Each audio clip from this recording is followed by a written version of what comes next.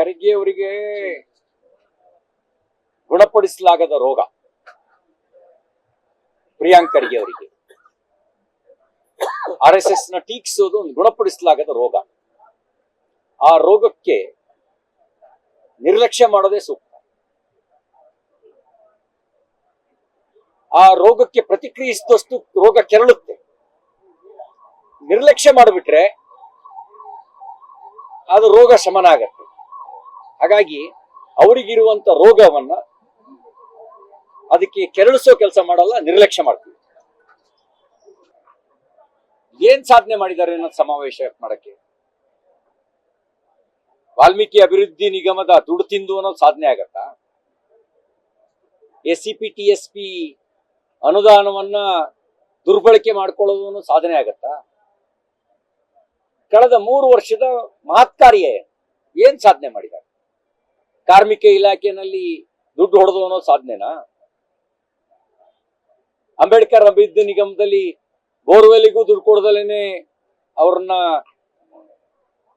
ನಿರ್ಲಕ್ಷ್ಯ ಮಾಡಿದೀವಿ ಅನ್ನೋ ಸಾಧನೆನಾ? ಯಾವ್ದು ಸಾಧನೆ?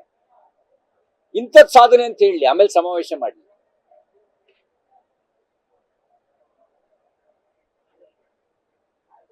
ನಾವು ಗೃಹಲಕ್ಷ್ಮಿ ಹಣನ 10 ತಿಂಗಳು ದುಡ್ಡು ಹಾಕಿ 2 ತಿಂಗಳು ನುಂಗಿದೀವಿ ಅನ್ನೋ ಸಾಧನೆ ಆಗತ್ತಾ? ವಿಧಾನಸೌಧದಲ್ಲಿ ಕೇಳಿದ ಪ್ರಶ್ನೆಗೆ ಉತ್ತರ ಕೊಡ್ಲಿಲ್ಲ ಅವರು. 2 ತಿಂಗಳು ದುಡ್ಡು ಎಲ್ಲಿ ಅಂತ ಕೇಳಿದ್ದಕ್ಕೆ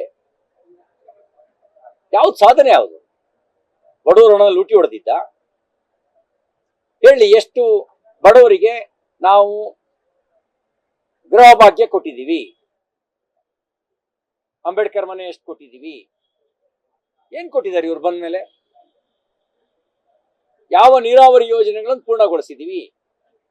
ಮಾಡಿದಾರ ನೀರಾವರಿ ಯೋಜನೆಗಳನ್ನು ಪೂರ್ಣಗೊಳಿಸೋ ಕೆಲಸನ? ಅಥವಾ ಉದ್ಯೋಗ ಸೃಷ್ಟಿ ಮಾಡುವಂತ ಯೋಜನೆಯನ್ನು ರೂಪಿಸಿದವೆ? ಯಾವ ಯೋಜನೆ ರೂಪಿಸಿದ್ದಾರೆ? ಲೂಟಿ ಪಾಟಿ ಎಲ್ಲ ಸಾಧನೆ ಆಗಲ್ಲ. ಈ ಸರ್ಕಾರದಲ್ಲಿ ಮಾಡಿರೋದು ಲೂಟಿ, ಅಧಿಕಾರದ ದುರ್ಬಳಕೆ, ಇದ್ಯಾವುದು ಸಾಧನೆ ಆಗಲ್ಲ.